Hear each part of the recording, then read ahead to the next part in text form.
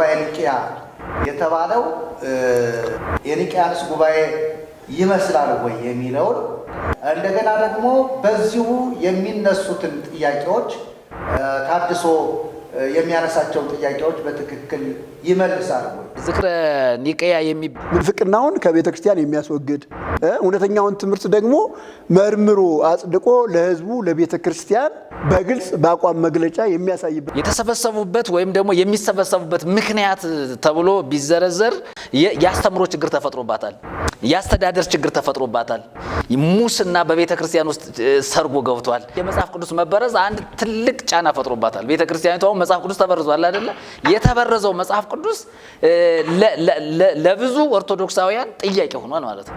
ስለዚህ ትምህርቶቹ የገድላት ጉዳይ ተነስቷል፣ የተአምራት ጉዳይ ተነስቷል፣ የድርሳናት ጉዳይ ተነስቷል፣ የቅኔ ማህሌቱ ጉዳይ፣ የካህናቱ አገልግሎት ጉዳይ፣ የስብከቱ ወንጌሉ ጉዳይ፣ የዝማሬው ጉዳይ ተነስቷል። አሁን የመዳን ጉዳይ እያንዳንዱ ነገር በጣም በሰፊው ሊወጡት በማይችሉበት መንገድ አየር ላይ ነገሩ ምን ብሏል? ተንሳፈፈ።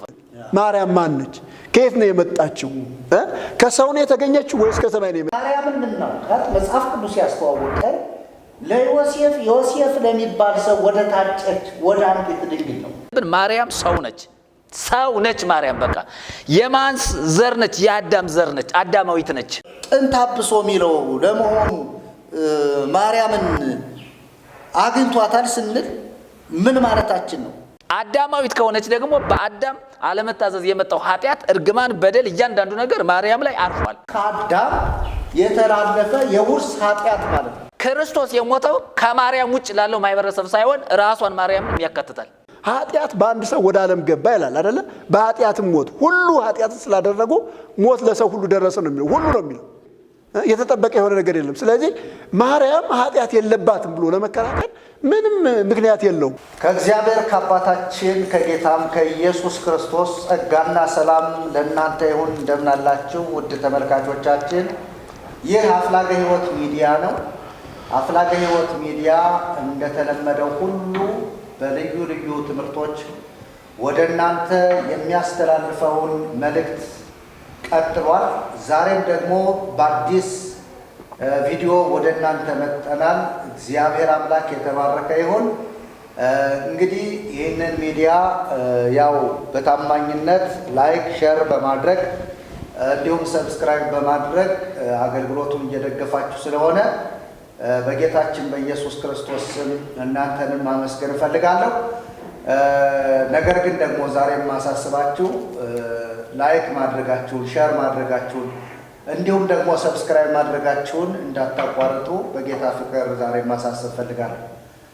ወደ ተመልካቾቻችን እንግዲህ ዛሬ ደግሞ በአዲስ ቪዲዮ ወደ እናንተ መጥተናል። ዛሬ ወደ እናንተ ይዘን የመጣ ነው በኢትዮጵያ ኦርቶዶክስ ተዋሕዶ ቤተክርስቲያን ወቅታዊ በሆነ ጉዳይ ላይ ከዚህ በፊት ቀደም ብሎ ታድሶ ከጅማሬው ሲያነሳቸው የነበሩትን ጥያቄዎች ለመመለስ እንግዲህ የቤተ ክርስቲያኒቱ ሊቃውንት የሚያደርጉትን ንግግር በመሰብሰብ እንዲሁ ደግሞ የተለያዩ መጽሐፍትን በማየት ወደ እናንተ ወደ እንግዲህ ተመልካቾቻችን ተከታትላችሁ ይሄ ነው ትክክል፣ ይሄ ትክክል አይደለም የምትሉበትን ሚዛናዊ የሆነ መልእክት ወደ እናንተ ለማስተላለፍ መጥተናል።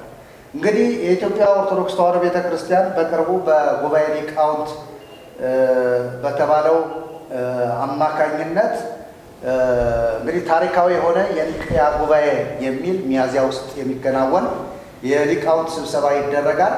እሱን አስመልክቶ ምናልባት ሊቃውንቱ አንደኛ ታሪካዊ ጉባኤ ሊቃውንት ማነው ጉባኤ ኒቅያ የተባለው እውነት የኒቅያን ጉባኤ የተከተለ ነው ወይ? የኒቅያንስ ጉባኤ ይመስላል ወይ የሚለውን እንዲያው በዚሁ እናያለን። እንደገና ደግሞ በዚሁ የሚነሱትን ጥያቄዎች ታድሶ የሚያነሳቸውን ጥያቄዎች በትክክል ይመልሳል ወይ? አንዳንዶቹን ለመመለስ የተሞከረ ነገር አለ በሊቃውንቱ በኩል። ነገር ግን ደግሞ ፈጽሞ ያልተመለሱ ሊነኩም ያልተቻሉ ነገሮች አሉ። እነሱንስ ደግሞ አንስቶ ጉባኤው ይወያይባቸዋል ወይ የሚልና ታሪካውስ የሚያደርገው ምንድን ነው የሚለውን እናያለን። በመጨረሻ ደግሞ ከጉባኤው ምን እንጠብቃለን የሚል መልከታ ያለው ሐሳባችንን ወደ እናንተ እናደርሳለን። እንዲሁም ደግሞ በቤተ ክርስቲያን የሚነሱ የአዋልድ መጻሕፍት ጉዳይ አንዳንዶቹን አንስተን እናወራለን። እነዚህንስ ሊቃውንቱ ይመልሷቸዋል ወይ ያስተካክሏቸዋል ወይ የሚለውን በደንብ እንማማራለን ማለት ነው። እናንተ ደግሞ እንደተለመደው ሸር አድርጉ። ጸጋ እግዚአብሔር ከሁላችሁ ጋር ይሁን። ተባረኩ። እንግዲህ ዛሬ በፊታችሁ የቀረብነው መርጌታ ኃይለልዑል እንዲሁም እኔ መርጌታ ቀጸላ እንዲሁም ደግሞ መርጌታ መላክ ነን። ዛሬ አንድ ሰው መካከላችን ላይ ለአጋጣሚ አልተገኙምና እንግዲህ በእኛ በኩል የሚተላለፈውን መልእክት ተከታተሉ። እግዚአብሔር ይረዳናል። እግዚአብሔር ከሁላችን ጋር ይሁን። ቀጥታ ሄደው ዛሬ ወደ ምንወያይበት ርዕሰ ጉዳይ ነው። እንግዲህ ቀደም እንዳልኳችሁ በኢትዮጵያ ቤተ ክርስቲያን ጉባኤ ኒቅያ የሚል በሊቃውንቱ ዘንድ የሚደረግ ስብሰባ ተጠርቷል። ይህን ስብሰባ ታሪካዊ ብለውታል። በጣም አስገራሚ ነው። እኛም እንጠብቀዋለን። ነገር ግን ደግሞ ከኒቅያ ጋር ምን አገናኘው የሚለውን በደንብ አድርገን ማየት ያለብን ጉዳይ አለ።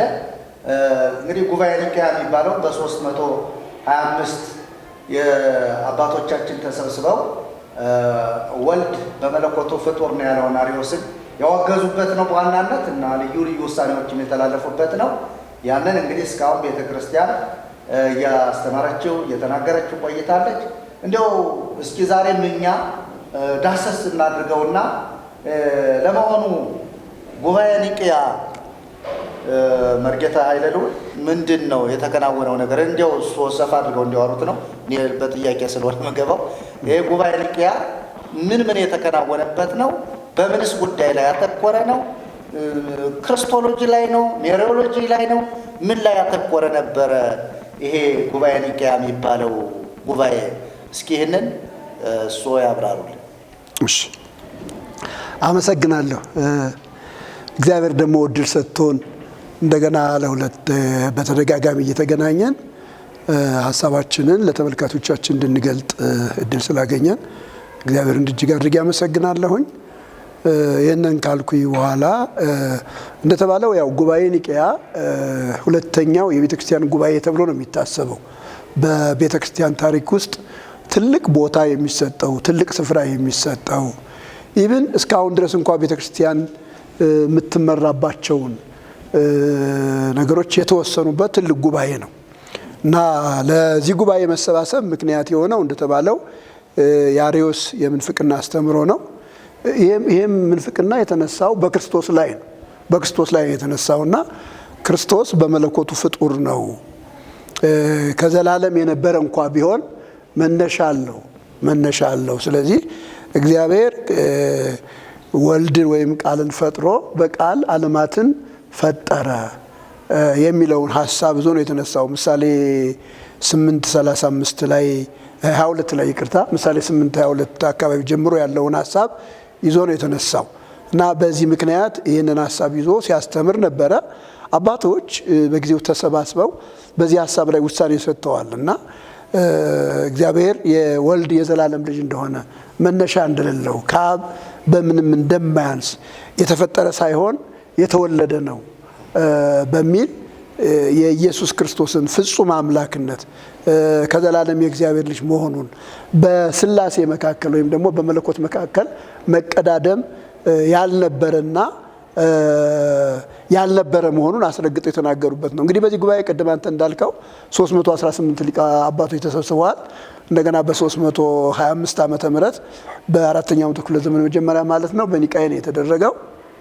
እንግዲህ ጥሩ ምንትን ነው፣ ጥሩ ምሳሌም ነው። ለምሳሌ በቤተክርስቲያን ውስጥ ችግር ሲገጥም የመጀመሪያውን ቤተክርስቲያን ታሪክ ስንመለከት በሐዋርያት ሥራ ምዕራፍ 15 ላይ ጥያቄዎች ሲነሱ፣ ሃይማኖታዊ ጉዳዮች ሲነሱ፣ ክርክሮች ሲነሱ አንድ ሰው በግሉ ተነስቶ ሰውን የሚፈርጅበት፣ አንድ ሰው ተነስቶ በግሉ የሆነ ነገር የሚልበት ሳይሆን ቤተክርስቲያን ሰብሰብ ብላ ትምህርቷን መርምራ የመጣውንም የስተት ትምህርት በደንብ አጥርታ አይታ ስተት ነው እውነት ነው የሚለውን ነገር ከመረመረች በኋላ ውሳኔ የምትሰጥበት ነው። በመጀመሪያው የሐዋርያት ጉባኤ ወይም ደግሞ በሐዋርያት ሥራ በተካሄደው በምዕራፍ 15 ጉባኤ ላይ የአይሁድ ትምህርት ወደ ቤተክርስቲያን ገብቶ ቤተክርስቲያን እያወከ ነበር፣ እየረበሸ ነበር እና የአይሁድ ትምህርት ወይም ደግሞ በሕግ መጽደቅ፣ ሕግ መጠበቅ፣ መገረዝ የሚለው እንደማያስፈልግ ነገር ግን መዳን በክርስቶስ እንደሆነ ከዚህ ውጪ ሌላ ትምህርት እንደሌለ ቤተክርስቲያን ወስና አስተላለፈች። በዚህ በኒቅያ ጉባኤም እንደዚሁ አባቶች ተሰባስበው ጊዜ ወስደው ቁጭ ብለው የስተት አስተማሪ ነው የተባለውን ወይም ደግሞ የምንፍቅና ሐሳብ አለው የተባለውንም ሰው ሐሳቡን ሰምተው ሐሳቡን ከሰሙ በኋላ ትምህርቱ ትክክል እንዳልሆነ በእግዚአብሔር ቃል አስረድተው እሱ ለመመለስ ፈቃደኛ ሳይሆን እሱን አውግዘው ለይተው ቤተክርስቲያን የምታምነውን ነገር ደግሞ አስቀምጠዋል። በተለምዶ በቤተክርስቲያናችን ጸሎት ሃይማኖት እየተባለ የሚታወቀው ይሄ የኒቅያ ጉባኤ ውሳኔ ነው የሚባለው። በተለይ ከወናምድ በመንፈስ ቅዱስ ከሚለው ድረስ ማለት ነው። የሚታየውና የማይታየውን በፈጠረ በእግዚአብሔር አብ እናምናለን፣ እንደገናም ከአብ ጋር እኩል በሆነ በተወለደ እንጂ ባልተፈጠረ በአንድ ጌታ በኢየሱስ ክርስቶስ እናምናለን። ስለኛ ስለ መዳናችን ሲል ሰው በሆነ ከቅድስት ድንግል ማርያም በተወለደ በጴንጤናዊ በጲላጦስ ዘመን በተሰቀለ በሞተ በተነሳ እንደገና ወደ ሰማይ ባረገ በእግዚአብሔር ቀኝ በተቀመጠ ዳግመኛም በሕያዋንና በሙታን ላይ ሊፈርድ ተመልሶ በሚመጣ በእርሱ እናምናለን ብላ የኢየሱስ ክርስቶስን አምላክነት ከአብ ጋር እኩል መሆኑን የአብ ልጅ እንጂ የአብ ፍጡር ያለ መሆኑን በመለኮቱ ከአብ ጋር የተካከለ መሆኑን ያጸደቀችበት ነው። ከዚህ ጋር ተያይዞ ወደ 20 የሚደርሱ ሃይማኖታዊ ውሳኔዎችም ወደ 20 የሚደርስ አንቀጽ ያላቸው ሃይማኖታዊ ውሳኔዎችም እንደተወሰነ የቤተክርስቲያን ታሪክ ስናነብ እናገኛለን። እና ይሄ ጉባኤ ይሄንን ጉባኤ የሚመስል ጉባኤ ከሆነ የሚደረገው እኛም እንደዚህ እንጠብቃለን ማለት ነው። እውነተኛውን ትምህርት ምንፍቅናውን ከቤተ ክርስቲያን የሚያስወግድ እውነተኛውን ትምህርት ደግሞ መርምሮ አጽድቆ ለሕዝቡ ለቤተ ክርስቲያን በግልጽ በአቋም መግለጫ የሚያሳይበት ጉባኤ እንደሚሆን እናስባለን። በተለይ እሱን መሰረት አድርጎ ከተደረገ ያንን ጉባኤ መሰረት አድርጎ ከሆነ የተደረገው ይህንን እናስባለን። አንዳንድ ሀሳቦች አሉ ቤተ ክርስቲያን የሚነሱ እነሱን በሂደት እያነሳናቸው እንሄዳለን። አመሰግናለሁ። እግዚአብሔር ባርኮት። የክርስቲያን አባቶች የተሰበሰቡበት ዋናው ዓላማ ምንድን ነው የሚለው በስዕል አድኖ ጉዳይ አይደለም፣ በታምራት በድርሳናት ጉዳይ አይደለም። ያኔም አልነበረም በእነሱ ጊዜ። በነገረ ማርያምም ጉዳይ አይደለም፣ በአብም በመንፈስ ቅዱስም ምክንያት አይደለም። ይሄ የኒቅያ ጉባኤ የተሰበሰበው ክርስቶሎጂ ላይ ነው። በክርስቶስ ፍጹም አምላክነትና ፍጹም ሰውነት ላይ የተነሳውን ጥያቄ ለመመለስ ነው እንግዲህ የቤተ ክርስቲያን አባቶች የተሰበሰቡ። እንግዲህ እነዚህ የቤተ ክርስቲያን አባቶች የተነሳውን የአርዮስን ትምህርት በመመርመር እንዲሁም በመጽሐፍ ቅዱስ ያለውን አስተምሮ በማየት በጣም በሰከነና ደስ በሚል ሁኔታ መልስ ያስቀመጡት አንዱ ቅድም እሱ ያነሱት ጸሎት ሃይማኖት የሚባለው ላይ ዘተወልደ ዋኮ ዘተገብረ የተወለደ እንጂ ያልተፈጠረ የሚለውን በደንብ አስምረው አስቀምጠዋል። እንግዲህ ይህንን ወደ ኋላ ሄደን ስናይ ጌታችን መድኃኒታችን ኢየሱስ ክርስቶስ አስቀድሞ እግዚአብሔር እና እንዲያውም ብሉይ ኪዳን መጽሐፍት ላይ ምንም እንኳን ኢየሱስ ተብለው ባይገለጡም ለምሳሌ እንደ መዝሙር 2 ላይ ያለውን ስናነብ እግዚአብሔር ይቤለኒ ወልድየ አንተ ወአነ ዮም ወለድኩከ የሚል ትምህርት አለ። ይሄ ስለ ጌታችን ስለ ኢየሱስ ክርስቶስ አስቀድሞ የተነገረ ነው። ሌላም ቦታ ላይ ዳዊት ይቤሎ እግዚእ ለእግዚእ ንበር በየማነ የሚል ትንቢታዊ ቃል አለና ይህንን አስመልክቶ እንግዲህ አባቶች በወቅቱ እንግዲህ እነሱ በተረዱት ልክ መጽሐፍ ቅዱስ ይሄንን ይላል በሚሉት ልክ መልስ ሰጠው ለጥያቄው። ከዛም በኋላ ግን አርዮስን ከመካከል አውግዘው ለይተዋል። እንግዲህ ይሄ ከሆነ የኒቅያው ጉባኤ የ325ቱ የኒቅያው ጉባኤ ይሄን ከሆነ አሁን በኢትዮጵያ ኦርቶዶክስ ተዋሕዶ ቤተ ክርስቲያን ሊቃውንት ጉባኤ የሚባለው ለመጀመሪያ ጊዜ ታሪካዊ የሚል ጉባኤ ነው። ለመጀመሪያ ጊዜ ከዚህ በፊትም ተደርጎ የማይታወቅ ምናልባት ወደፊት ይደጋግሙት ከሆነ ባናውቅም እዚህ በፊት ግን ተደርጎ የማይታወቅ ጉባኤ ይደረጋል የሚል ሐሳብ እንግዲህ በመግለጫ ደረጃ አስተላልፏል። እንግዲህ ጉባኤ ምናልባትም ቀደም ከኒቅያ ጉባኤ እንዳየነው ልክ ክርስቶሎጂ ላይ ያለውን ነገር ለመፍታት የአባቶቻችን እንደተሰበሰቡ ይህስ ጉባኤ እንዲያው ምንን ለመፍታት የሚሰበሰብ ይመስልዎታል? እንዲሁ እንጂ ሐሳቡን እንዲሁ ዝም ብለን ብናሸራሽ ነው ምንን ለመፍታት እንዲሁ እስኪ መርጌታ መላክም በዚህ ጉዳይ ላይ እንዲሁ ይሄ ሊሆን ይችላል፣ ይሄ አንዳንዱን ሊሆን ይችላል፣ ትንበያም ጥሩ ነው፣ ይሄን ሊፈቱ ሊሆን ይችላል የሚል ካለ እንዲሁ እሱ ለምን የሚሰበሰቡ ይመስልዎታል?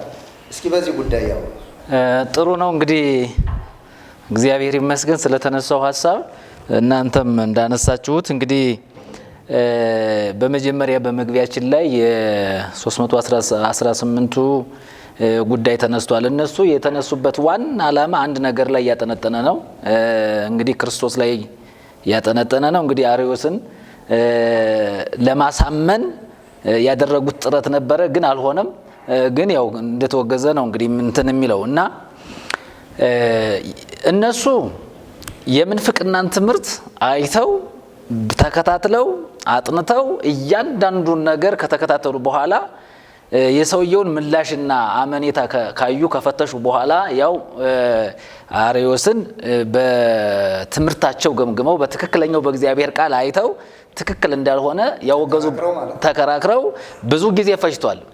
አሁን ይሄ ዝም ብለን የአንድ ቀን ጉዳይ የሁለት ቀን ጉዳይ አይደለም። ሰፊ ጊዜ ወስደው ጥናት አድርገው ቁጭ አድርገው ተነጋግረውበት ተመካክረውበት ሐሳቡን ሰምተው ዝም ብለው አይደለም የወገዙት። ሐሳቡን ሰምተው ተረድተው መረጃ አቅርቦ ተሰምቶ ተደምጦ እነሱም ምላሽ ሰጥተውት ምክር ሰጥተው ትምህርታቸውን አቋማቸውን ገልጠው ነው እንጂ ዝም ብለው በስማ በለው ያወገዙበት መንገድ የለም። አርዮስም ጋር ስንመጣ እና እነዚህ አባቶቻችን ሰውን ሲያወግዙ ሰውን መናፍቅ ነው ብለው ሲለዩ አስተምረው ሐሳባቸውን ገልጠው ትክክለኛውን የእግዚአብሔርን አጀንዳ አስቀምጠው በዚያ ላይ ነው እና እንጂ ዝም ብለው አይደለም። እና ምንድነው አሁን እንግዲህ አሁን ይሄ ዝክረ ኒቅያ የሚባለው ሐሳብ አሁን የመጣበት ምክንያት እንደው በአየር ላይ እዚህ በየሚዲያው የሚሽከረከር ብዙ ነገር ተነስቷል እና እኔ እንደው የተሰበሰቡበት ወይም ደግሞ የሚሰበሰቡበት ምክንያት ተብሎ ቢዘረዘር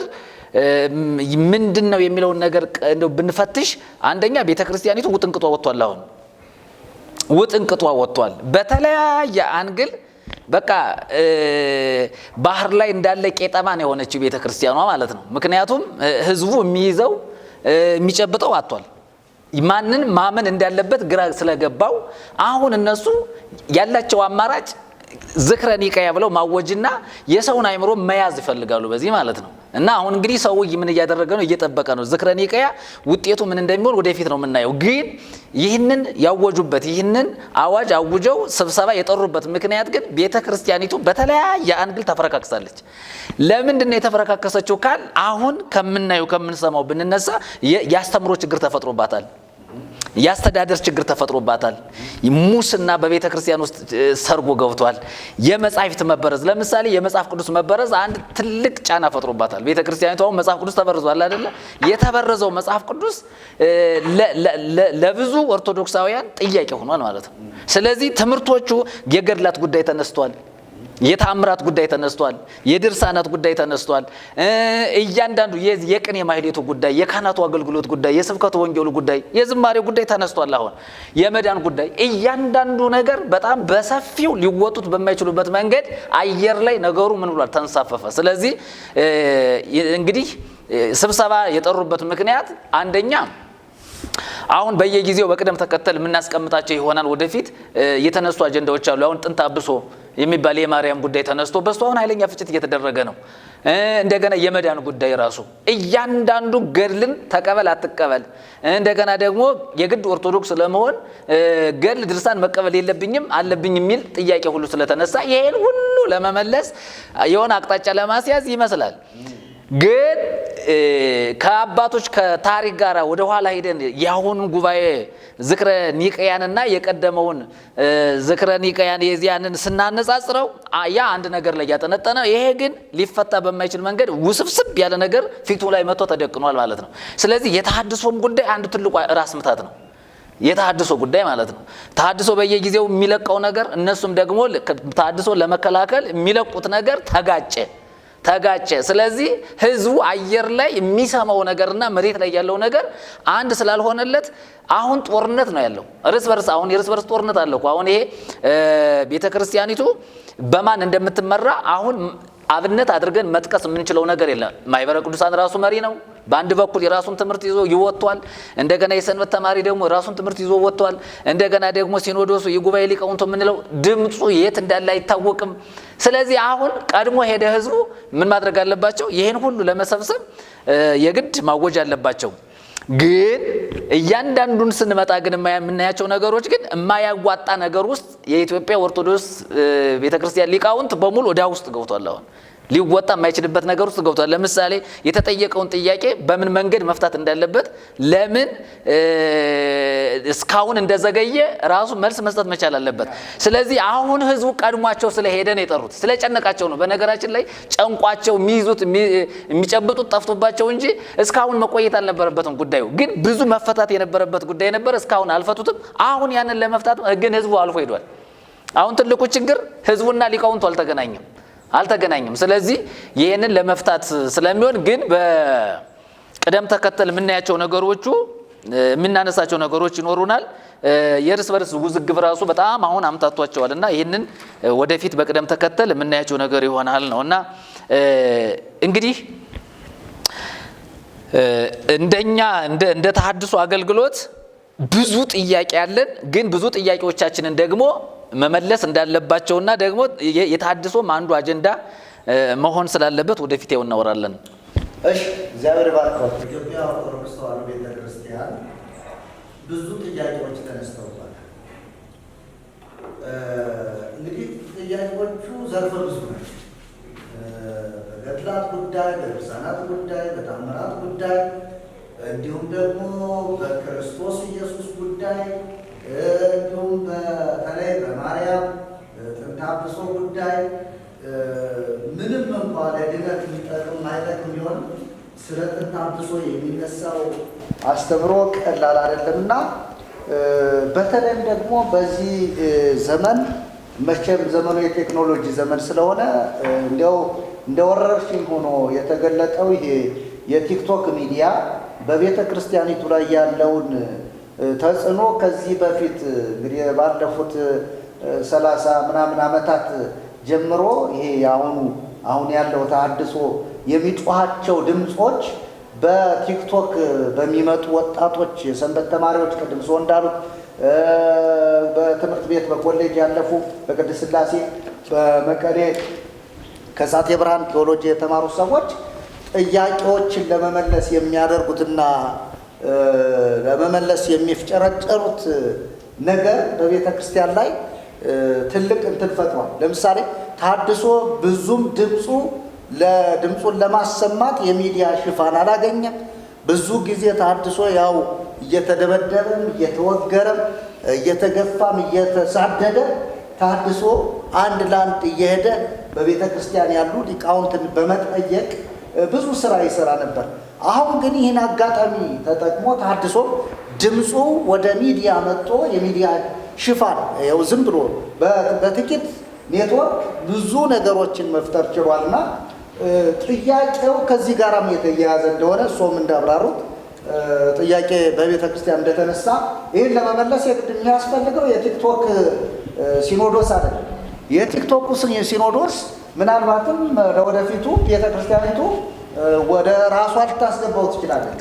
ወደ ሰገባችሁ ግቡ ልትል ትችላለች። ወደ ቤታችሁ ግቡ ልትል ትችላለች። ለምን አንዳንዱን እንዲያውም መልስ ለመመለስ የሚመጡ ልጆች በጣም አግሬሲቭ ሆነው ተናደው በስድብ በቁጣ በምናምን ተሞልተው ነው የሚመጡ እና ምናልባት የኒቅያ ጉባኤ ከሆነ የኒቅያ ጉባኤ ስድብ፣ ዛቻ፣ ጠብ፣ ክርክር ያለበት ሳይሆን ውይይት እንዲሁም ደግሞ የእግዚአብሔርን ቃል መሰረት ያደረገ ክርክር እንኳ ቢሆን ከእግዚአብሔር ቃል አንጻር ነው ሲደረግ የነበረው እና እንዲሁ ምናልባት እንግዲህ ብዙ ከምናነሳቸው ነገሮች ውስጥ አንዳንድ ነገሮችን እያነሳን እንሄዳለን። የሰሞኑን በቲክቶክ ሚዲያ ላይ ከተነሱት ጥያቄዎች አንዱ በጣም የሚገርመው እንዲያው አጠር አድርገን በኋላ በሰፊው የምናያቸው ነገሮችም ስላሉ አንዱ ሲነሳ የነበረው የማርያም ጥንተ አብሶ ጉዳይ ነው።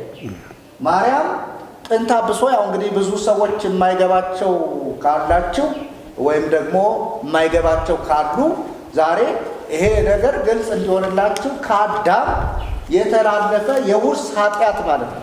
የውርስ ኃጢአት አለባት የለባትም የሚል ትምህርት ነውና ምናልባት ይህን አስመልክቶ የቤተ ክርስቲያኒቱ ልጆች ስለ ቤተ ክርስቲያኒቱ ይመለከተናል የሚሉ ቲክቶክ ላይ ያሉ ልጆች ይህን ጉዳይ አነሱ።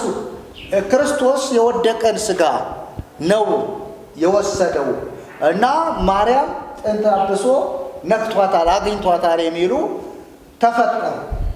እዛ ደግሞ ሌሎቹ እንዴት እንዲህ ይባላል ማርያም እኮ ጥንተ አብሶ የለባትም የሚሉ ደግሞ በሌላ ጎን የተነሱ አሉ።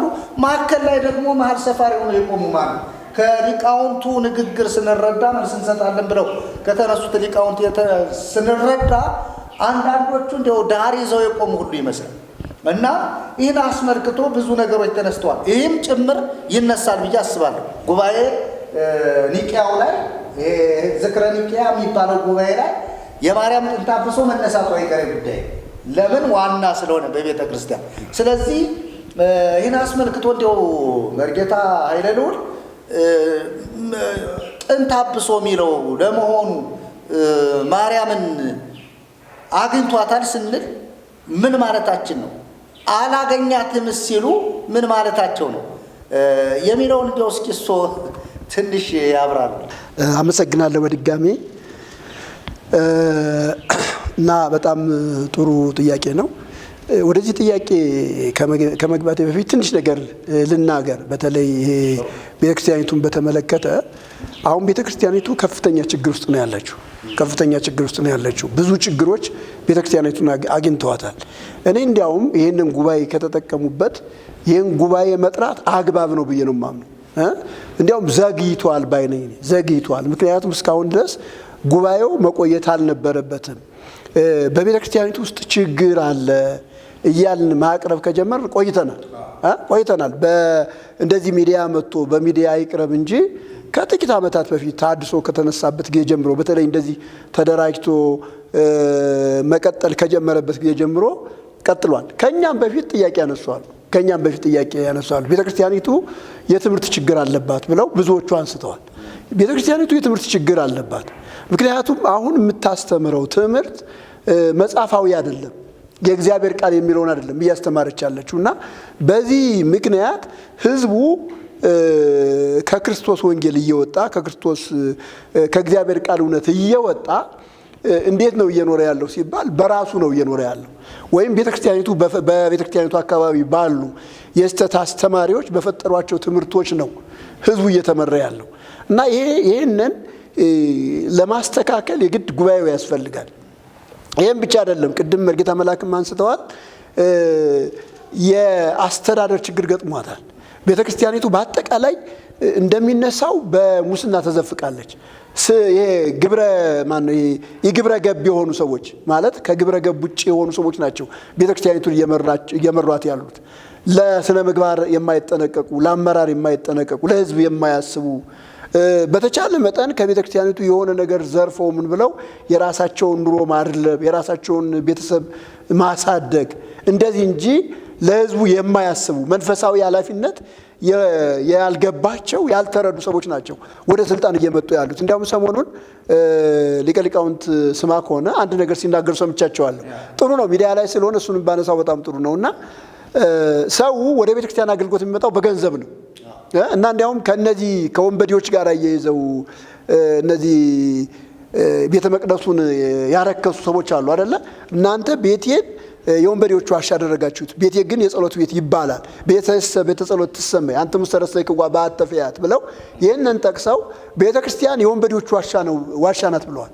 ለምን ብለው መረጃ ሲያቀርቡ ቤተ ክርስቲያን በሙሉ የተጠራቀመው የተገዛ ነው።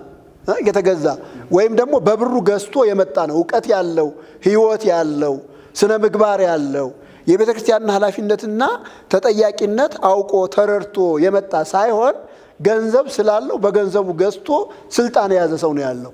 በገንዘቡ ገዝቶ አገልጋይ የሆነ ሰው ነው ያለው እና ከዚህ የበለጠ የወንበዴ ዋሻ ማለት ምንድን ነው? እንዴት ነው? እንዲያውም እሳቸው በጣም በሚገርም ሁኔታ የገለጡት በዚህ ሰው ነው ወይ እኔ ልቆርብ የምችለው ይላል። በዚህ ሰው ነው ወይ ልተዳደር የምችለው? ምክንያቱም ይሄ ሰውዬ እንደዚህ ነው። በቃ ምንም ሃይማኖታዊ ጉዳይ የማይገደው ሰው ነው። እሱም መጥቶ ደግሞ የሚያደርገው ተመሳሳይ ነው። ለምን ሲባል ያንን ቦታ በብሩ ነው ገዝቶት የመጣው። ስለዚህ ሊነግድበት ሊያተርፍ ነው የመጣው። ስለዚህ የሚሸጠው በገንዘብ ነው። የሚሸጠው በገንዘብ አንድ ስራ አስኪያጅ ከሆነ የአንድ ወረዳ ስራ አስኪያጅ ከሆነ በጣም ብዙ ብር ከፍሎ ነው እዚያ ቦታ ላይ የሚቀመጠው። እንደገና ደግሞ በጣም ብዙ ብር ከፍሎ እዚያ ቦታ ላይ ስለገባ አስቦ አስልቶ ነው፣ ነጋዴ ነው። ቢያንስ የዚያን እጥፍ ማትረፍ አለበት ሲሆን 3 4 5 እጥፍ ማትረፍ አለበት። ያለዚያ ቢያንስ የዚያን እጥፍ ማትረፍ አለበት። እንደዚህ ነው የመጣው እና በዚህ ሰው ነው ወይ የምመራው? በዚህ ሰው ነው ወይ የምተዳደረው? ከዚህ የበለጠ የወንበዴ ዋሻ መሆን ምን አለ ብለው ሲናገሩ ሰምቻለሁ። እና ቤተክርስቲያን እንደዚህ አይነት ሁኔታ ውስጥ ገብታለች። ስለዚህ ለዚህ የግድ ይሄ ጉባኤ በጣም አስፈላጊ ነው፣ በጣም አስፈላጊ ነው። ይህንን እንኳን ለማስተካከል ማለት ነው። ሌላው ምናልባት እዚህ ጋር የምጨምረው የሥርዓተ አምልኮም ብልሽት ገጥሟታል። ቤተ ክርስቲያኒቱ አሁን ያላት የሥርዓተ አምልኮ እንደ እግዚአብሔር ቃል አይደለም። እንደ እግዚአብሔር ቃል የእግዚአብሔር ቃል በሚለው እግዚአብሔርን በሚያስመልክ እግዚአብሔርን በሚያስከብር መንገድ ሳይሆን ዝም ብሎ ድብልቅልቅ ያለ ነው። ፍጡርም ፈጣሪም እኩል የሚመለክበት ሥርዓተ አምልኮ ነው ያለ። ፈጣሪም ፍጡርም ለምሳሌ ዛሬ ስንት ቀን ነው? 3 ነው አይደል? 2 ዛሬ እንዴ ይኖር አይኖር አላውቅም እንጂ ታዲዮስ ካለ ዛሬ አምልኮ ለታዲዮስ ነው። ታዲዮስ አይደል? በእውነት ዛሬ አምልኮ ለታዲዮስ ነው። ነገ ቢሆን ባታ ነች። ባታ ማርያም ወደ ቤተ ክርስቲያን የገባችበት ቀን ነው። ግን ለባታ ነው አምልኮ የሚደረገው። ባታ ዝም ብሎ ለቀኑ ማለት ነው። እንደዚህ አይነት ውጥንቅጡ የወጣ የሥርዓተ አምልኮ ብልሽት ያለበት ጊዜ ነው። ስለዚህ እነዚህ ነገሮች ለማስተካከል ጉባኤው በጣም አስፈላጊ ነው። ቤተ ክርስቲያኒቱ ከፍተኛ ችግር ውስጥ ነው ያለችው። ከፍተኛ ችግር ውስጥ በትምህርት በሉት፣ በአስተዳደር በሉት፣ በሥርዓተ አምልኮ በሉት። እንደገና ደግሞ ኢብን እነዚህ አገልጋዮችን ራሱ ወደ አገልግሎት የምታመጣበት ራሱ ትምህርት የአገልግሎት ትምህርት ብለው አይደለ? የአገልግሎት ትምህርት በሚባለው በዚህ ሁሉ ቤተክርስቲያኒቱ ብልሽት ውስጥ ነው ያለችው። ሰዎች የሚማሩት ለአገልግሎት የሚመጡ ሰዎች የሚማሩት እግዚአብሔርን ማወቅ አይደለም፣ ነገረ መለኮት አይደለም። ምናልባት ስነ መለኮት ትምህርት ቤት እንኳን ገብተው ቢማሩ ትክክለኛውን የእግዚአብሔርን ቃል የሚለውን አይደለም የሚማሩት። የቤተ ክርስቲያኒቱን የራሷን አቋም የራሷን ዶክትሪን የኔ ነው የምትለውን። እኔ በጣም የሚገርማችሁ ነገር ካየሁት ነገር በቤተ ክርስቲያን አስተምሮ ላይ እኛ እንደዚህ ነው ማለት አንችልም ይላሉ። ሰምታችሁ ከሆነ የሁለቱም ሰዎች ውይይት ሰምታችሁ ከሆነ ሊቀ ሊቃውንት ሲሙርና ሊቀ ሊቃውንት ስምዐኮን ያደረጉትን ውይይት ሰምታችሁ ከሆነ አይ ቤተ ክርስቲያን እንደዚህ ብላ ሰጥተናለች፣ ይህንን አስተምሮ እኛ በግላችን መናድ አንችልም ይላሉ። እኔ በነገራችን ላይ በእነሱ በጣም አዝኛለሁ። ለምንድን ነው ያዘንከው ካላችሁኝ፣ እነሱ ምሁራን ናቸው። ምሁራን ምንድን ነው የሚያደርጉት ከተባለ ትክክለኛውን አስተምሮና ትክክል ያልሆነውን ለይተው ይሄ ትክክል አይደለም፣ ቤተክርስቲያን ይሄንን ልታስተካክል ይገባል አይደለ? ይሄ ደግሞ ትክክል ነው፣ በዚህ መንገድ አስተምሮ መቀጠል አለበት ብለው ማቅረብ ነበረባቸው። ግን እንደዚህ አይደለም ያደረጉት። አይ ቤተክርስቲያን ይሄ ነው እምነቴ ብላለች እና በግላችን ትክክል እንዳልሆነ ብናውቅ እንኳ ይሄንን መስጠት ይሄንን መመለስኛ አንችልም፣ የቤተክርስቲያን ጉዳይ ነው እያሉ ሲናገሩ የነበሩት እና ይሄንን ሁሉ ስንመለከት ነው ቤተክርስቲያኒቱ ከፍተኛ ችግር ውስጥ ነው ያለችው። ይሄንን ችግር ለማስተካከል ይሄ ጉባኤ መጠራቱ አግባብ ነው። ግን ይሄ ጉባኤ ይሄንን መመለስ ይችላል ወይ የሚለው ነገር ደግሞ አንድ ሌላ ጥያቄ ነው። መመለስ ይችላል ወይ? ያው እሱን በጥያቄ እንያዘውና በሚነሳበት ጊዜ እናወራለን። ወደ ተጠየቅኩት ሐሳብ ስመጣ ደግሞ በተጠየቅኩት ሐሳብ ውስጥ እንግዲህ ማርያም ጥንተ አብሶ አለባት የለባትም የሚል ኃይለኛ ክርክር ተነስቷል። ያው ይሄ የቲክቶክ ሐሳብ ነው።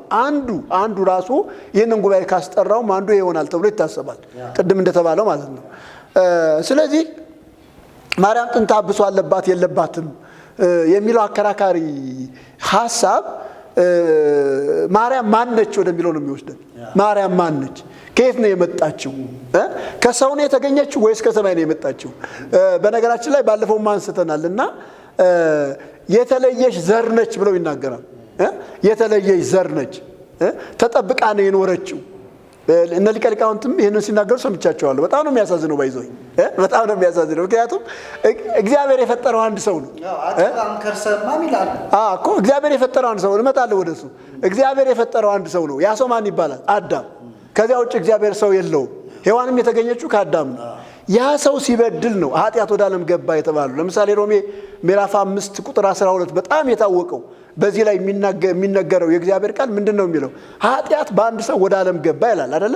በኃጢአትም ሞት፣ ሁሉ ኃጢአትን ስላደረጉ ሞት ለሰው ሁሉ ደረሰ ነው የሚለው። ሁሉ ነው የሚለው። የተጠበቀ የሆነ ነገር የለም። የተጠበቀ የሆነ ነገር የለም። ስለዚህ ማርያም ኃጢአት የለባትም ብሎ ለመከራከር ምንም ምክንያት የለውም።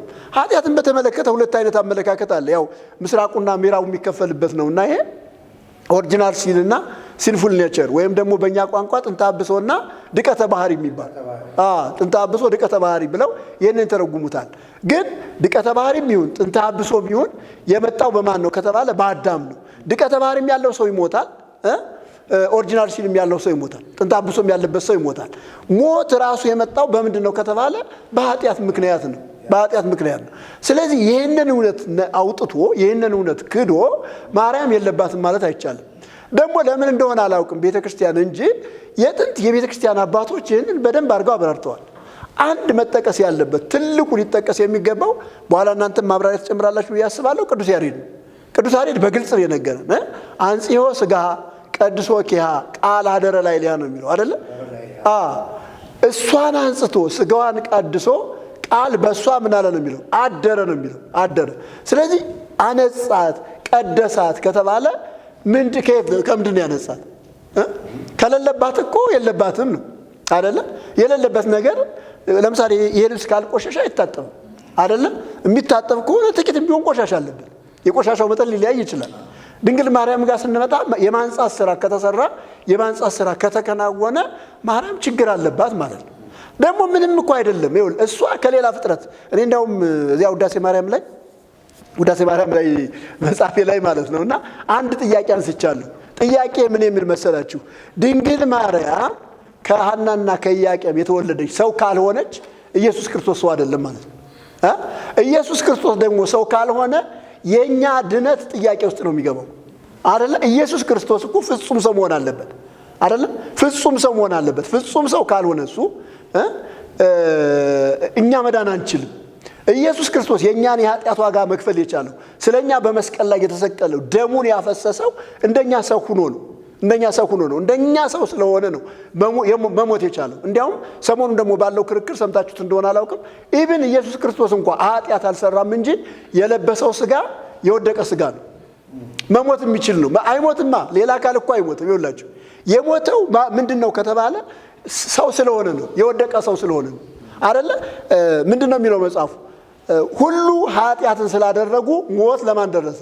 ለሰው ሁሉ ደረሰ። ስለዚህ ለሰው ሁሉ ሞት የደረሰው ኃጢአት ስለነካቸው አዳም ኃጢአት ሰራ። በአዳም ምክንያት ሁሉ ኃጢአተኛ ሆኑ፣ ወይም እንደተባለው የተበከለውን ማንነት ወረሱ። በዚህ ምክንያት ሰዎች ሁሉ ምን ሆነዋል? ሙተዋል። ኢየሱስ ክርስቶስም እንኳን የሞተው እንደዚህ ነው። ወኮነ ሰብአ ከማነ ዘእንበለ ኃጢአት ባሕቲታ ነው የሚለው እዚህ የሰለስቱ ምዕት ያቋም መግለጫ ላይ እንደኛ ከኃጢአት በስተቀር ነው የሚለው። እንደኛ ምን ሆነ? ሰው ሆነ ነው የሚለው። እንደኛ ከኛ ምንም የተለየበት ነገር የለም። ኢየሱስ ክርስቶስ ጋር የሌለው ምንድነው ከተባለ ኃጢአት ነው። ለምን ሲባል አባቶቻችን እንደነገሩን የማንጻት ስራ እሱ ላይ ተሰርቷል። ድንግል ማርያም ላይ የነበረው ነገር ወይም ደግሞ ከሰው ሲወርድ ሲዋረድ የመጣው ነገር ወደሱ እንዳይተላለፍ የማንጻት ስራ ተሰርቷል።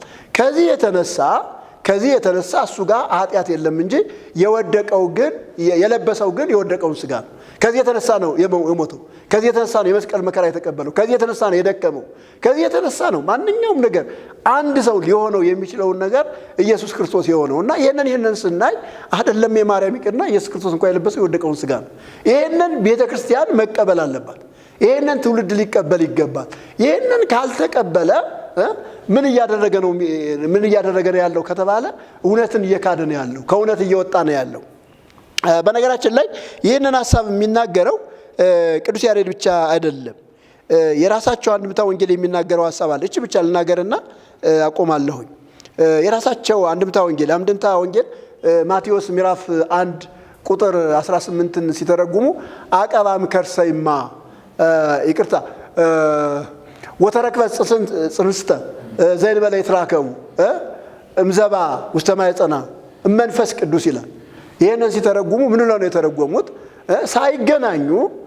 ሳይገናኙ በመንፈስ ቅዱስ ጸንሳ ተገኘች ይላል። በመንፈስ ቅዱስ ጸንሳ ተገኘች ብሎ ማቴዎስ ይናገራል። ያው ለዮሴፍ ታጭታ ነበረ መጽሐፉ እንደሚነግረን ማለት ነውና ለዮሴፍ ታያለች።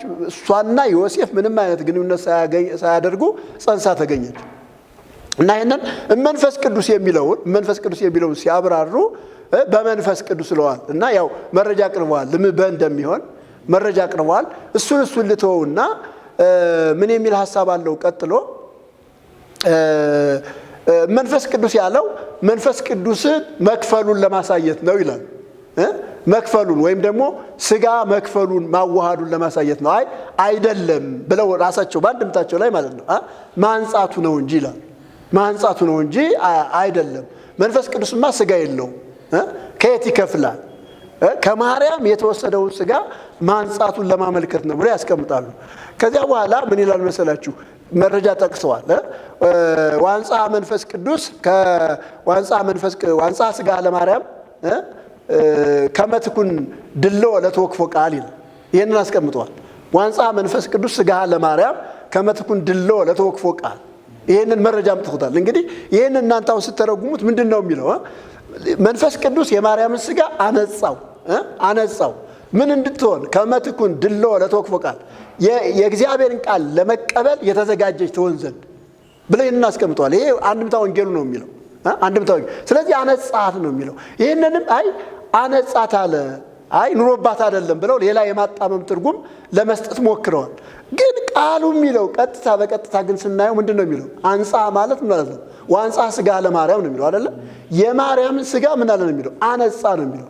ስለዚህ የቤተ ክርስቲያን አባቶች ቀደምቶቹ የአንድምታ ተርጓሚዎች በቤተ ክርስቲያናችን እስካሁን በነበረው ትምህርት ማርያም ጥንተ አብሶ አለባት ወይም የወደቀውን የአዳም ባህሪ ለብሳለች። ለዚህ ነው የሞተችው። ለዚህ ነው መድኃኒቴ ብላለች። እሷ ራሱ መድኃኒቴ ብላለች። መድኃኒት የሚያስፈልገው ለበሽተኛ ነው አይደለ? ከዚህ የተነሳ እነዚህ ነገሮች ሁሉ ስናይ ማርያም የአዳምን የወደቀ ባህሪ ለብሳለች። ከዚህ የተነሳ ምን አለባት ማለት ነው? እሷ ጋር ኃጢአት አለ፣ ከበደል ንጹሕ አይደለችም። ኃጢአት የለባትም ከተባለ ግን በተቃራኒው ማርያም ስጋዊ ፍጡር አይደለችም ማለት ነው። ስጋዊ ፍጡር አይደለችም፣ ከሌላ ዓለም የመጣች ነች። ከአዳም ጋር ምንም አይነት ንክክ የላትም ማለት ነው። ይሄ ደግሞ ቅድም እንዳልኩት ውጤቱ ምን መሰላችሁ? ኢየሱስ ክርስቶስ ፍጹም ሰው አይደለም ማለት ነው። ምናልባት በሌላ ጊዜ ወይም አሁን ቀጥልን በምንነጋገረው ነገር ይህንን ሐሳብ ያነሱ ሰዎች ነበሩ። ለምሳሌ ኢየሱስ ክርስቶስ ስጋን አልለበሰም ብለው ሰው መሰል ነው ብለው የተነሱ የቤተክርስቲያን አባቶች አሉ እና እነሱ ላይ ይህንን ሐሳብ አንስተን ማውራት እንችላለን እና ይህንን ለማለት ነው። ታንኪዩ። እሺ፣ እግዚአብሔር ይባርከው። የመጀመሪያው ማርያም ከየት መጣች ማናት የሚለውን መጽሐፍ ቅዱስ የሚነግረን ጮኛ ያላት በናዝሬት ገሊላ ከተማ የምትኖር ብሎ ሉቃስ ወንጌል ምዕራፍ 1 ላይ ቁጥር 26 ጀምረን የምናነበው የማርያም ታሪክ ማየት እንችላለን። ለዮሴፍ ወደ ታጨች ነው እንግዲህ መቼም አይሁድ ትዳር ከመመስረታቸው በፊት እጮኝነት የሚይዙ ወላጅንም ጭምር አጥንተው ከአርያም የመጣች ወይም ከሰማይ የመጣች የተገኘች ሴትን አንድ ወንድ ይዞ ያጭ። ይህን መቼም ጮኛ የሚባለውንም ሌላ ትርጉም ስለሚሰጡት እስኪ እሱን እንተወውና ነገር ግን ማርያምን የምናውቃት መጽሐፍ ቅዱስ ያስተዋወቀን ዮሴፍ ለሚባል ሰው ወደ ታጨች ወደ አንዲት ድንግል ነው። ለዮሴፍ የታጨች እንደሆነች ሉቃስ ጽፎልን፣ ከዛ በኋላ ግን በማርያምና በዮሴፍ መካከል የነበረው ያንን የጋብቻ ጉዞ መካከል ላይ መልአኩ መጥቶ ከእግዚአብሔር ተልኮ የመጣው መልአክ እንደምትጸንስ ነገራት። ከዛ ጸነሰች። እንደ ጸነሰች ግን ለዮሴፍም ሄዶ ነገረው መልአኩ በሄደ። አሁን ነገሩ ያለው ጮኝነት መካከል ያለው ነገር እንዳይፈረካከስ አሁን ይህንን ምንም ማንም ሰው የሚፈታው ማንም ሰው የሚተረጉመው ምንም ቀላል እና በጣም ግልጽ የሆነ አማርኛ አሁን ይህንን ለማርያም በቃ እንዲህ ነው ዮሴፍ ሊጠብቃት የመጣ ሽማግሌ አረጋዊ ነው እንዲያው ምናምን እያልን የምናልፈው አይደል። ይሄ እንዲያውም ሊቃውንቱ በደንብ ሊያጠኑትም የሚያስፈልጉ ጉዳይ። ነገር ግን ከዚህ ጋር ተያይዞ ከተነሱት ጥያቄዎች መካከል አሁን ቅድም ያነሷቸው ሊቃውንት ያነሷቸው አንደኛው የወደቀ ሥጋን ነው ክርስቶስም የነሳ ማርያም የወደቀ ሥጋ አላት፣ ሞት ይገባታል፣ የመሞት ግዴታ አለባት የሚል ነገሮች ተነስተዋል። ቀንዲል ሚዲያ ላይ ነው ልጁ ጥያቄውን ያቀረበላቸው። ስለዚህ አንዱ ካቀረበላቸው ጥያቄ ማርያም አልሞትም ብላለች ይባል። በጣም ደስ ያለኝ ጥያቄ። አልሞትም ብላለች እና በግድ ነው የሞተች ይባላል። በመጽሐፍ እንዲህ ተብሎ ተጽፏል። ለምሳሌ በግዴታ የሞተችበት ነገረ ማርያም ላይ ባለፈው አንስተነዋል። አንቺ ካልሞትሽ እኔ ነፍሳት አይድኑም ያላትን ማለት ነው። ግዳይ ነው ተገዳ ነው የሞተች የሚሉ ጥያቄዎች ተነስተዋል ብሎ ጠየቅ። እግዚአብሔር ይባርክ እና አይ ይሄ ማንም ሰው እየተነሳ የጻፈው ቤተ ክርስቲያን የማታውቀው መጽሐፍ ነው ብለዋል። እዛው ጋር ሊቀ ሊቃውንት ስሙርን ሊቀ ሊቃውንት ስም አኮነ እንዲሁ አጋጣሚ ሆኖ ስንስ ነው ፊደላቸው መጀመሪያቸው እና ሁለቱም የመለሱት መልስ ቤተ ክርስቲያን የማታውቃቸው ብዙ መጽሐፍት ገብተዋል። ያልተፈተሹ ከየት ማተሚያ ቤት እንደታተሙ የማይታወቁ ከየት እንደተተረጎሙ የማይታወቁ መጽሐፍት ገብተዋል የሚል ነገር አለ። ይሄ በጣም ትልቅ መልስ ነው ለኛ እኛም ስናነሳ የነበረው ስለነበር እንግዲህ በዚህ ጉዳይ ላይ መርጌታ መልአክ እንዲሁም ማርያም አሁን ጥንተ አብሶ አለባት የለባትም። አሁን አለባት የለባትም ለማለት በእኛ ውስጥ ጥያቄ በፍጹም የለም። ለምን መሰላችሁ? ኢየሱስን ነጥሎ አመጣ መጽሐፍ ከኃጢአት በስተቀር አይደለም እንዴ? ከኃጢአት በስተቀር በነገር ሁሉ የተፈተነ ኃጢአት የሌለበት ኃጢአት ያልሰራ ነገር ግን ስለኛ ኃጢአት ይሆን ብሎ መጽሐፍ ቅዱስ በደንብ አስተምሮናል። ማርያምን ግን ምንም ኃጢአት አልሰራችምም ሰርታለችምም የሚል ጉዳይ አያነሳም መጽሐፍ ቅዱስ። ለምን እንዳላነሳም ግልጽ ነው። ለምን ሁሉም ኃጢአትን ሰርተዋል ተብሎ ተጽፏል። ስለዚህ ምንድን ነው አሁን ይህን ጥያቄ ያነሳው በቤተ ክርስቲያን ውስጥ እንዲሁ ይህ ጥያቄ ተነስቶ እንዲጮህ ያደረገው ምክንያት ምንድን ነው? የለባትም ወይ? ከተለያዩ መጽሐፍ ቅድም በመምህር ኃይለ ልዑል እንዳነሱት ለምሳሌ አንጽሖ ሥጋ ቀድሶ ኪያደረ ላይ ላይ በነገራችን አንጽሖ የሚለውን ትንሽ ለመሸፋፈን ሞከሩና ቀድሶን ወደ ለየ እንግዲህ ሰው የቅኔ መምህር ስለሆነ ቀድሶን ወደ ለየ ለያት ለማለት ነው አሉ። አንጽሖስ ተብሎ ሲጠየቅ መልስ የለም። ማንጻት ምንድን ነው? እሺ መቀደስ በሌላ ትርጉም እንዲሁ መለየት እንበል። ማንጻት ምንድን ነው ራሱ? ይሄንን እስኪ በደንብ አድርገን እንድናየው ነው። እሱስ ምን ይላሉ በዚህ ጉዳይ ላይ? የኢትዮጵያ ኦርቶዶክስ ተዋሕዶ ቤተክርስቲያን ሊቀ ሊቃውንት ተብለው ወደ ሚዲያ መጥተው ሲጠየቁ የሚመልሱት መልስ አንደኛ ኮንፊደንስ ያጡበት ነገር ነው። በጣም የሚገርመው ነገር ማለት ነው። ምንም አይነት ሊቀ ሊቃውንት ተብለው የራሳቸውን ውሳኔ፣ የራሳቸውን እውቀት፣ የራሳቸውን መረዳት ራሳቸው የሚያምኑበትን ነገር አይናገሩም። አንዱ ትልቅ ችግር። ስለዚህ ህዝብን እየጠቀሙ አይደለም እኒህ ሰዎች። በመጀመሪያ ደረጃ ልናገር የምፈልገው ነገር የሚጠየቁትን ጥያቄ ከመሸፋፈን ውጪ ጥርት አድርገው ህዝብ እንዲረዳው እንዲያውቀው አያደርጉም። እና ሊቀ ሊቃውንት ስሙርንም ሰምቻለሁ፣ ሊቀ ሊቃውንት ስምዐኮንንም ሰምቻቸዋለሁ። ሲጠየቁ የሚመልሱት መልስ ወደ ኋላ ሄደው ነገር በማስረዘም ሐሳቡን የማስረሳት እንጂ ትክክለኛ ሐሳብ አያመጡም። እና እኔ በዚህ የቤተ ክርስቲያኒቱ ሊቀ ሊቃውንት ተብለው ወደ መድረክ ሲመጡ በኮንፊደንስ የተማሩትን ያወቁትን የተረዱትን እውነት ባለመናገራቸው እኔ አፍሬባቸዋለሁ፣ ራሱ አፍሬባቸዋለሁ። ምክንያቱም ብዙ ነው የሚሰማቸው የሚያዳምጣቸው ነገር መሸፋፈን አይደለም የሚያዋጣው። እና በማርያም ጥንተ አብሶ ላይ ነገር ሲነሳ ብዙ ነገሮችን ግሱን ራሱን እያንዳንዱን ግስ ለመሸፋፈን አሁን አንጽሖ ማለት አነጻ ነው በቃ። ስለዚህ መጀመሪያ የቀደመው አንጽሖ ነው። ቀዲሶ አይደለም የቀደመው። መጀመሪያ አንጽሖ ቀደመ፣ ከዚያ ቀዲሶ የሚል እሷን በቃ እንዳነጻት እንደቀደሳት ለያት ነው። ስለዚህ አሁን እዚህ ጋር ስንመጣ አንጽሖን ትቶ ቀድሶን መተርጎም አይቻልም። ለምሳሌ አንጽሖንም በተገቢው መንገድ ማስቀመጥ አስፈላጊ ነው። ቀዲሶንም በተገቢው መንገድ በስነ አፈታቱ ማስቀመጥ አለባቸው እንጂ አንጽሖን ትቶ ቀድሶን ማብራራት አይቻልም። ይሄ እንደው ስህተት ነው። ይሄ ቃላትን በተመለከተ በተለይ የቃላት አተረጓጎም ማፈታትን በተመለከተ ተጠንቀው መፍታት አለባቸው። ተጠንቀው መተርጎም አለባቸው። ተጠንቀው ማብራራት አለባቸው። ቅድም አሁን አንድምታ ወንጌሉ ላይ መምህር ኃይለሉ አምጥተውታል አይደል? ምንም ማድረግ አይችሉም። ማለት በነው ለማለት ሞክረዋል። ያተረጓጎም ስልት ለማምጣት ሞክረዋል። ዙሮ ማርያምን ጥንተ አብሶ እንዳለባት እኛ እንደው ምን አድርጌ ልናገረው? ድፍጥጥ አድርገን ነው የምንናገረው። ለምን መሰላችሁ? ይሄ ማለት ሊቀ ሊቃውንት ስምዐኮንና ሊቀ ሊቃውንት ስሙር ከሉቃስ አይበልጡም፣ ከሉቃስ አይበልጡም፣ ከማቴዎስ አይበልጡም፣ እንደገና ደግሞ ከሌሎች አባቶች አይበልጡም። እነዚህ ሰዎች ምንም አይነት ሊቀ ሊቃውንት ተብሎ ስያሜ ይሰጣቸው እንጂ ከዶክተሩ ሉቃስ በምንም ተአምር ሉቃስ ይዘግብል ምንድነው የትብለ ተናገረው እሷ ራሷ መድኃኒት የበላ የምስክርነት የሰጠችበትን እኮ ሰረዙት እነዚህ ሰዎች። የሉቃስን ወንጌል ምን ሊያደርጉት ነው? ሉቃስን ራሱን አምተ ስንመለከት እያንዳንዱን ቃል ስንመለከት እንደውም እኮ እኔ እዚያ ጋር ምን የሚል ቃል አለ መሰለው? ውርደት ብለው ራሱን እኮ ማየት መቻል አለባቸው። እና የነዚህ ነገሮች የባህሪያቱን ውርደት ተመልክቷልና ነፍሴ ጌታን ታከብረዋለች፣ መንፈሴም በአምላኬ በመድኃኒቴ ሐሴት ታደርጋለች። ሁለት ነገሮች ተናገረ። አምላኳ ነው፣ እንደገና ደግሞ መድኃኒቷ ነው፣ እንደገናም ደግሞ ውርደት የሚል አለ። ይሄንን ተመልክቷልና ታዲያ ይሄ ምንድነው? ለምንድነው መጀመሪያ መተማመን ያለብን? ማርያም ሰው ነች።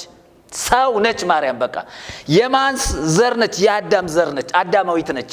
አዳማዊት ከሆነች ደግሞ በአዳም አለመታዘዝ የመጣው ኃጢአት፣ እርግማን፣ በደል እያንዳንዱ ነገር ማርያም ላይ አርፏል። ምንም የማያጠያየቅ ጉዳይ አርፎባታል። ክርስቶስ የሞተው ከማርያም ውጭ ላለው ማህበረሰብ ሳይሆን ራሷን ማርያምንም ያካትታል።